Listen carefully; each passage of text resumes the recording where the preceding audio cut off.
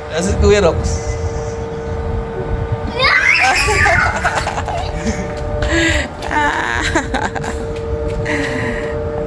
Tagu-taguan daw sila ng Kuya Rox niya.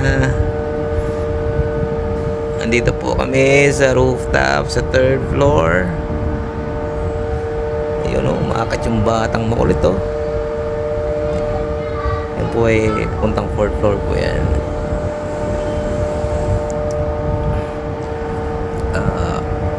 It's exactly 5:55 in the afternoon. Sunset! Sunset! Yo no, sunset! Sunset na po. Sunset! Yo.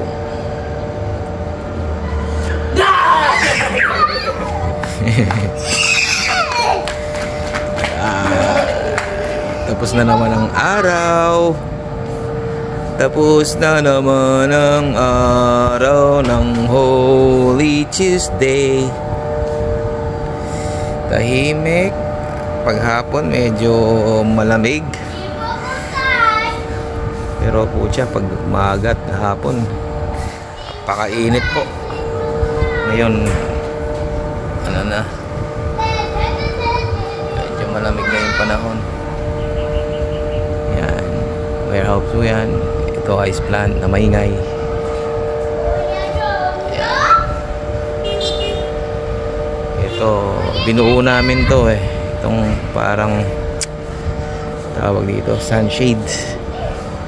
Pag tumatambay may shade. Then yan, isa pa bukas naman. Time consuming din po. 2 oras din kabit siya, no? Yan, this is the rooftop. Yan po yung bubong. Yan. Yan sa baba. Yan. Yan, ito po yung isa pang kulit na daanan pababa. Ayun. Naglinis din kami.